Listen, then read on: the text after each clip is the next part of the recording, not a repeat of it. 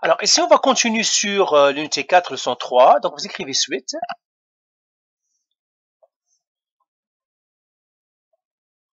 Écrivez la date et l'heure. Alors, nous avons vu le travail. Maintenant, on va voir la puissance. Donc, vous écrivez puissance.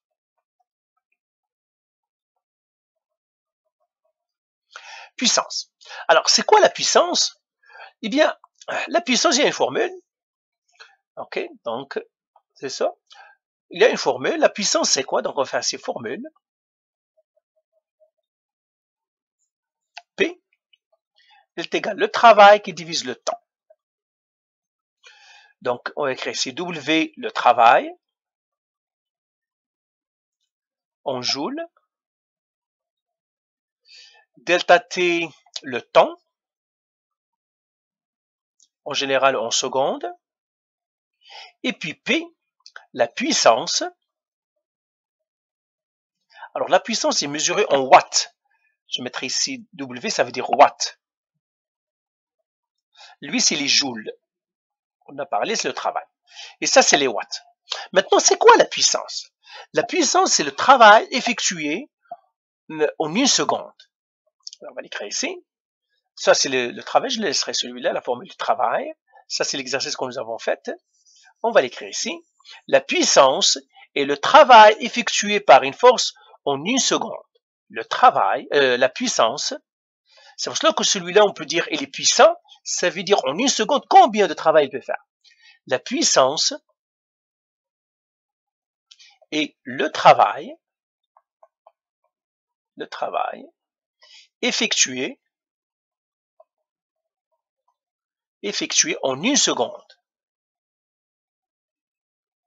Travail effectué en une seconde. Donc, combien de travail j'ai effectué en une seconde? C'est ce qu'on appelle la puissance. Alors, prenons quelques exemples. Tu me diras quel est le plus puissant. Exemple. Anne effectue des exercices physiques.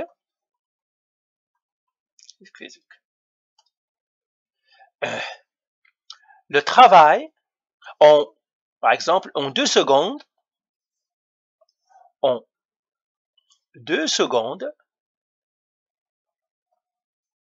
elle dépense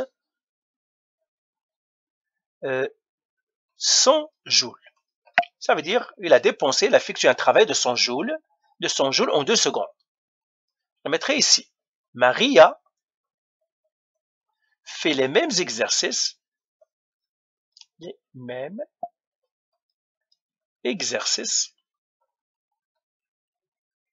et en 10 secondes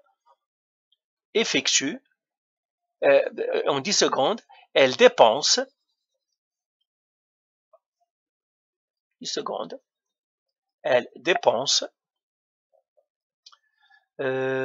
300 joules. Alors, qui a la plus grande puissance? Donc, question, qui a la plus grande puissance? Je fais tout ça. Qui effectue la plus grande puissance? Qui effectue la plus grande puissance? La plus grande puissance. Qui a la plus grande puissance? Ok. Alors, on va faire ici solution. On va commencer par Anne. Alors, qu'est-ce qu'on a là-dedans? Ils nous disent Anne effectue des exercices physiques. En 2 secondes, elle dépense 100 joules. Alors, donc je mettrai ici tout simplement W égale delta T égale puissance égale. Je connais la formule. La puissance, c'est le travail qui divise delta T. Il suffit de regarder chacun c'est quoi. Donc, Maria, qu'est-ce qu'elle a dépensé? 100 joules. Elle a pu fournir un travail de 100 joules en combien de secondes? En 2 secondes. Alors, quelle est la puissance? Alors, si je calcule la puissance, ça va faire W est égal à 100 joules, qui divise 2 secondes, et bien ça ferait P est égal à 50 watts. Maintenant, Maria.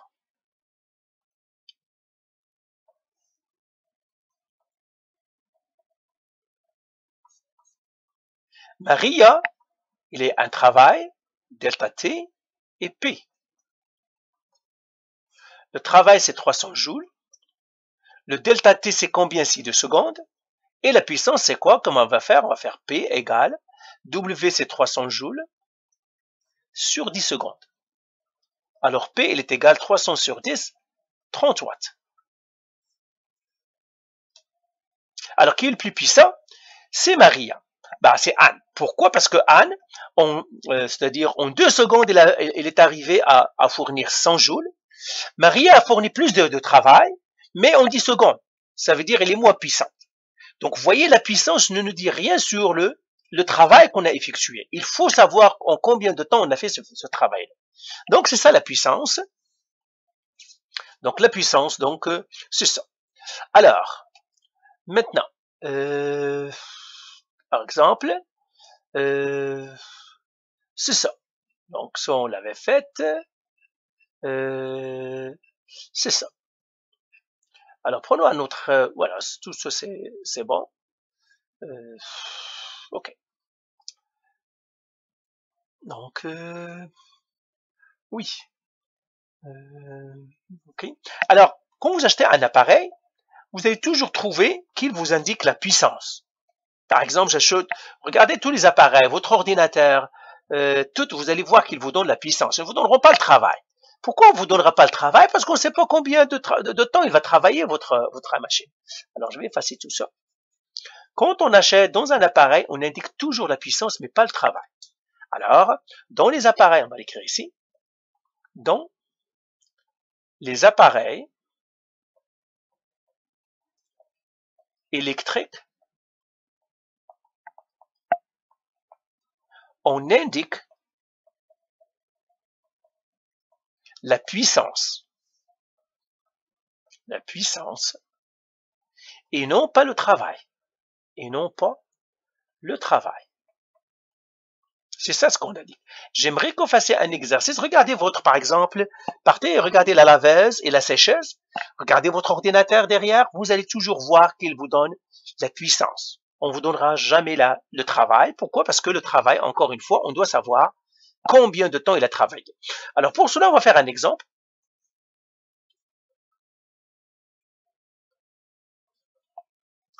OK? Donc prenons un exemple. C'est ça, par exemple, la puissance du sèche-cheveux, la puissance d'un sèche-cheveux,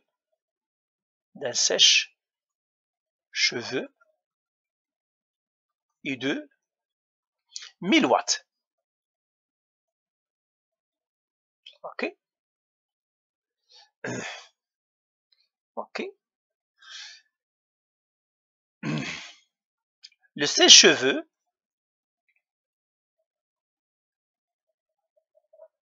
va fonctionner pendant 5 heures par mois. Donc, quand tu utilises ton sèche-cheveux, tu utilises un sèche-cheveux, en général, il va travailler 5 heures par mois. OK? On demande quoi? On demande quel est le travail. Parce que quand on paye, quand on paye l'électricité, on paye le travail, on paye l'énergie, on ne paye pas la puissance. On va l'écrire ici. Donc, premièrement, on va écrire la question et puis on parlera. Détermine, question c'est détermine le travail effectué par le sèche-cheveux. Effectué par le sèche-cheveux. Alors, comment on va résoudre le problème? Alors, je vais effacer ça aussi. J'écris ici solution. J'ai le travail, j'ai le delta T et j'ai la puissance. Il me donne le travail, c'est ce que je cherche. Il me donne le temps, c'est 5 heures.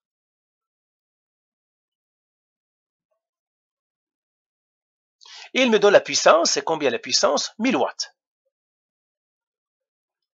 Et puisque on travaille avec les watts, le temps, on doit le travailler avec les secondes. Alors 5 heures, c'est 5 fois 3600 secondes. Pour travailler des heures vers les secondes, tout simplement, on multiplie par 3600. Donc, je vous le donnerai ici. Des heures vers les secondes, on multiplie par 3600. Les secondes vers les heures, on divise par 3600. C'est ça la conversion.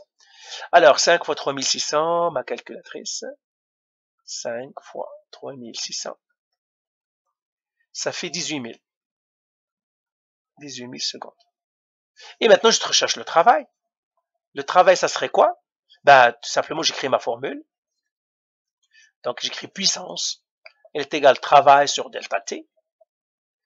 Le travail, c'est combien? C'est la puissance 6000 watts, ils me l'ont donné. Alors, watts, attention, il ne faut pas mélanger le W ici avec le W ici. Ça, c'est les watts, ça, c'est le travail. Je mettrai avec un gros W. Il ne faut pas les mélanger. Le travail ici, je l'appellerai X sur le delta T, 18 000 secondes. Je mets ça sur 1 et je fais le produit croisé.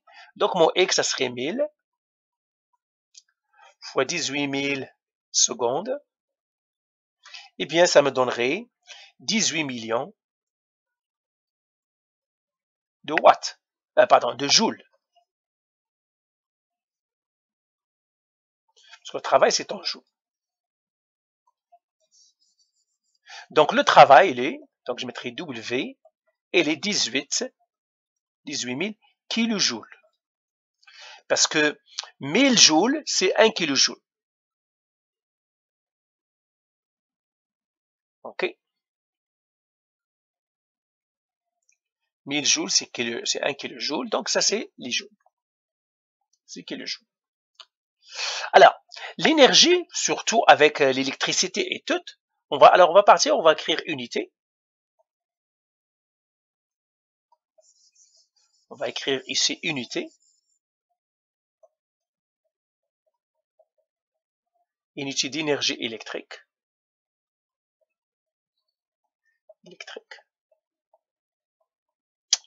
Alors, le travail se mesure en joules.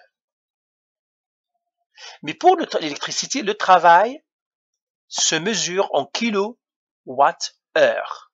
On les lit. Kilowatts-heure. C'est comme ça comment on les mesure. On les mesure en kilowatts-heure. Alors, comment on va partir des joules au kilowatts-heure? Eh bien, si j'ai les joules, et je veux partir, si j'ai les kilowatts-heure, et je veux avoir les joules, eh bien, je vais multiplier par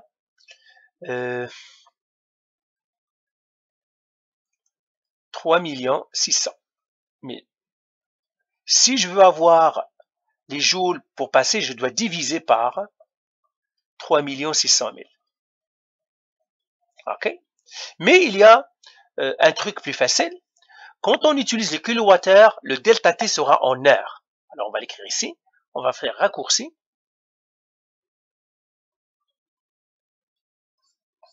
Ça, c'est si j'ai les joules, je veux partir au kilowattheure, je dois diviser par 3 600 000. Si j'ai les kilowattheures et je veux prendre les joules, je dois multiplier par 3 600 000. Ça, c'est la conversion. Mais il y a un cas raccourci. En kilowattheure, delta T, c'est les heures. On le mesure en heures. Les joules, ça c'est en kilowattheure. Donc je mettrai ici 1, 2. Si c'est en joules, le delta T en secondes. Donc si j'ai les kilowattheures, toujours le delta T, je le mettrai en joules. Et c'est-à-dire, les kilowattheures, je les mettrai en heures. OK? Et puis le travail en kilojoules. Si je veux travailler qu'avec les joules, eh bien le delta T sera en secondes. Alors maintenant, on va revenir à ce qu'on a trouvé. Ici, on a trouvé que le travail est 18 000 joules. Maintenant, moi, je mettrai 18 millions joules. Maintenant, je vais le trouver en kilowattheure. Eh bien, qu'est-ce que je dois faire? Travail en kilowattheure. je prends celui-là et je le divise par 3 600 000. Donc, je fais 18 millions qui devra diviser 360 3 500 000. Et c'est celle-là, si je fais ça, ça me donnerait combien? Je prends la calculatrice. Donc, je ferai 18 millions, 1, 2, 3, 1, 2, 3, qui doit diviser 3600. Donc, 3 600 000, 1, 2, 3. Ça me donnerait 5. Et bien, ça me donnerait maintenant, le travail, c'est 5 kWh. Alors maintenant, on va faire l'exercice. On va reprendre le même exercice, mais cette fois-ci, on va prendre le temps en heures. Au lieu de faire la conversion, je ne vais pas faire la conversion. Donc, je vais effacer tout ça et je ne fais pas faire la conversion. D'accord? Mais la puissance, ça serait en kilowatts. Donc, 1000 watts, c'est 1 kilowatt. Parce que 1000, c'est toujours... Le kilo, c'est multiplié par 1000 ou divisé par 1000. Voilà. Qu'est-ce que j'ai dit ici? Les joules... Attendez, j'ai fait une erreur ici. Kilowatt... Bah, non, non. La puissance en kilowattheure. En kilowatt. C'est la puissance en kilowatts. Ici, si on travaille avec les joules, le temps, c'est en secondes et la puissance en watts. Donc, corrigez ça, s'il vous plaît. Le travail en heures, la puissance en kilowatts. Si je travaille avec les joules, le temps, c'est en secondes, la puissance, c'est en watts. Donc, on a deux séparés ici. Alors, je reprends le même exercice. Maintenant, c'est 1 kilowatt. Ben, je fais la même chose. La puissance, c'est le travail qui divise le temps. La puissance ici, c'est 1 kilowatt qui est égal le travail, ça veut dire le work, qui divise le delta T. Le delta T, c'est 5 heures. Alors, pour ne pas mélanger les W, je mettrai X ici. Je fais le produit croisé, et bien vous voyez que X, ça me donnerait 5 kWh. 5 fois 1, c'est 5. Donc, on retrouve la même réponse. Donc, c'est ça. Alors, autre chose qu'on va dire sur ça, quand on paye, la régie, par exemple, quand on paye ici à Hydro-Ottawa, ou quand on paye l'électricité, on paye l'énergie. On ne paye pas la puissance. On va l'écrire ici. On paye l'énergie. Ça veut dire les joules ou kilowattheure. Tout ça, ce sont des mesures kilowattheure, c'est une unité de travail. On paye l'énergie consommée ou le travail consommé. On ne paye pas la puissance. On ne paye pas la puissance. C'est pour cela que la puissance qui nous donne dans l'appareil, on s'en fout de la puissance. Ben, on s'en fout pas de la puissance, mais c'est pas ça qu'on paye. La puissance, on s'en fout pas. On va savoir combien on consomme, tout ça. La puissance, c'est très important. Ça nous donne de l'information. Est-ce que l'appareil consomme beaucoup ou non? Par exemple, si j'ai un appareil qui consomme à chaque seconde 1000 watts, eh ben, c'est pas comme un appareil qui, à chaque seconde, consomme 50. C'est pour cela que quand je vais acheter des lampes, des ampoules, ben, toujours regarder la puissance. Les ampoules de 100 watts, il y a des ampoules de 60 watts, il y a des ampoules de 40 watts. Laquelle qui consomme le moins? Eh bien, celle-là ici. Parce que celle-là, en une seconde, il ne consomme que 40, alors que celle-là, en une seconde, elle a déjà bouffé 100 watts, 100 joules. Ici, en une seconde, il va bouffer 40 joules. En une seconde. Lui, c'est 100 joules. En une seconde. Et qu'est-ce qu'on paye? On paye les joules. Donc, chaque seconde, ici, tu payes plus que ici. C'est pour cela que dans les ampoules, par exemple, c'est mieux de choisir un 40 watts que de choisir un 100 watts. Si vous avez bien sûr les ampoules à incandescence, si vous choisissez les ampoules à incandescence. Donc voilà, ça c'est pour la puissance et c'est très important. Maintenant, voilà donc ce qu'on a fait pour c'est ça pour c'est ça. Donc voilà, les étiquettes Energate. Alors, il y a des étiquettes Energate qui nous donnent en fait les appareils qui sont les mieux. Alors, chaque appareil électrique vendu, alors on va l'écrire ici, on va écrire les étiquettes Energate. Les étiquettes Energate. Energate. C'est-à-dire, il nous donne un guide sur l'énergie consommée par chaque appareil. Alors, chaque appareil électrique vendu au Canada doit porter une étiquette Energate. Alors, cette étiquette, qu'est-ce qu'il fournit? Il fournit au consommateur des renseignements sur la consommation électrique de l'appareil. Il indique aussi si l'appareil est conforme aux normes canadiennes de consommation d'énergie. D'accord? Alors, chaque appareil électrique vendu au Canada doit, c'est pour ça que si vous achetez un ordinateur, vous allez le trouver aussi avec lui normalement, doit porter une étiquette Energate. Alors, qu'est-ce qu'il y a dans l'étiquette Energate? Alors, je vais effacer ça aussi. Dans l'étiquette Energate, qu'est-ce qu'on trouve? Dans l'étiquette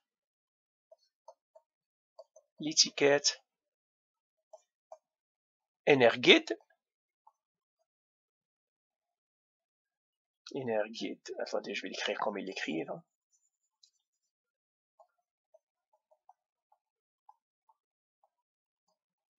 L'étiquette Energate, on trouve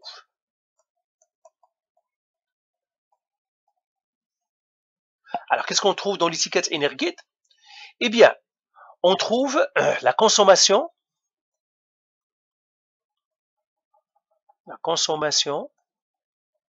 c'est-à-dire la puissance, la consommation électrique de l'appareil. En une année. De l'appareil en une année. C'est-à-dire, en une année, ils vont te donner, alors celle-là, ils vont te le donner en kilowattheure, ça veut dire l'énergie que ça consomme en une année. OK? Donc, il dit, donc, c'est-à-dire, donc, la consommation, la conformité avec les normes, la conformité avec la norme, les normes canadiennes, les normes canadiennes de consommation. Est-ce qu'elles respectent les normes ou non? Les normes canadiennes de consommation. Les normes canadiennes de consommation. Normes canadiennes de consommation d'énergie.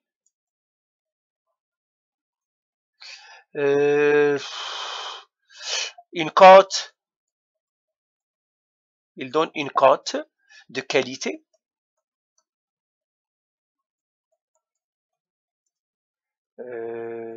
C'est ça.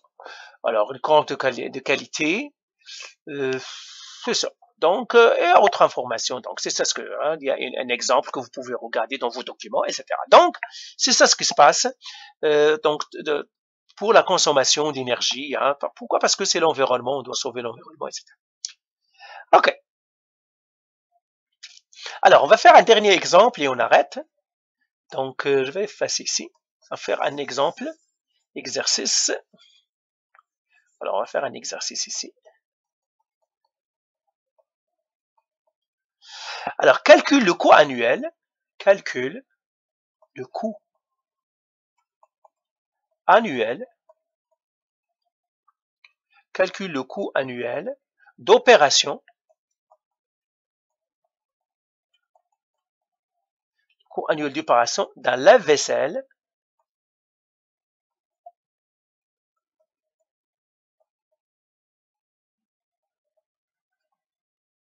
Ayant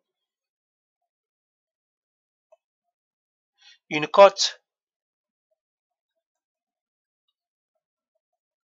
Energuide de 326 kWh par année. OK. Le prix de l'électricité, de l'électricité est de 0,008 $ par kilowattheure. C'est ça. Donc, chaque kilowattheure, ça nous coûte 0,08 $. Alors, kilowattheure, on a dit c'est de l'énergie, c'est les joules, ça. Kilowattheure, c'est de l'énergie. C'est pour cela qu'on paye. On paye les kilowattheures. On ne paye pas les kilowatts. Kilowatt, c'est la puissance. On ne paye pas les kilowatts. On paye les kilowattheures. Je paye combien j'ai consommé. Si, en une heure, j'ai consommé 1 kilowattheure, eh bien, j'aurai 0,08 à payer. Eh bien, comment on va faire ça? Eh bien, comment on calcule premièrement le coût? Eh bien, tout simplement, donc, on va le faire ici. Donc, je vais faire le coût, donc solution.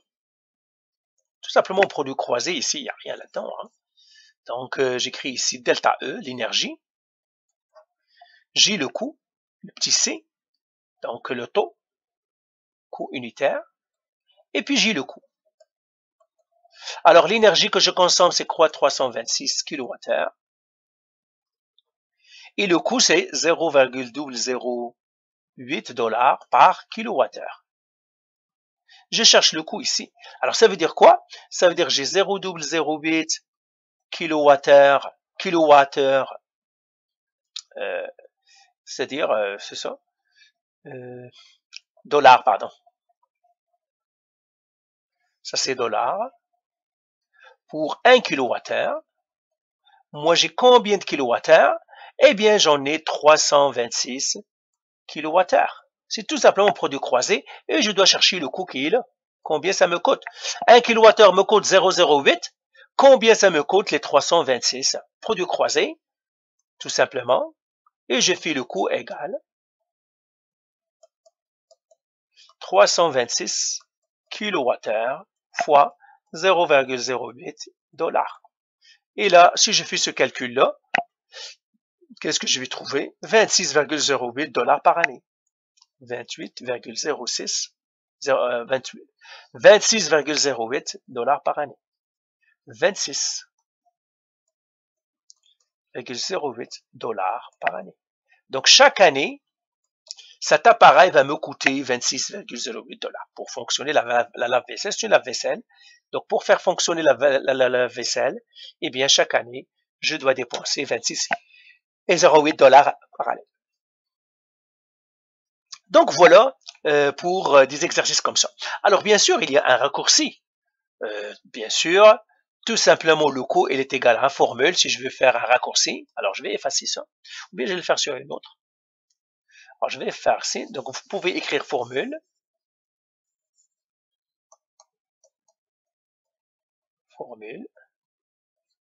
Coût égale à delta E fois petit c. Delta E, énergie en kilowattheure. Petit c, le coût d'un kilowattheure. Comme 0,008 kilowattheure, dollars par kilowattheure, par exemple. Ça, chaque kilowattheure, combien ça vaut? Dollars par kilowattheure. Et puis le coût, c'est le coût en dollars. Coût en dollars. Lui, c'est coût d'un kilowattheure. Et puis C, c'est en quoi? En kilowattheure en dollars par kilowattheure. Donc, je vais l'effacer ici. En dollars par kilowattheure. Coût d'un kilowattheure. Donc, notre l'unité en dollars par kilowattheure. Parfois, on le donne aussi en sous. En sous par kilowattheure. C'est l'un ou l'autre. Donc, voilà pour ça. Donc, c'est facile. Tout simplement, il faut comprendre. Alors, voilà pour cet exercice. Et puis, on a fait la puissance, on a fait le travail. Donc, voilà, on a fini tout. Voilà, allez, bye.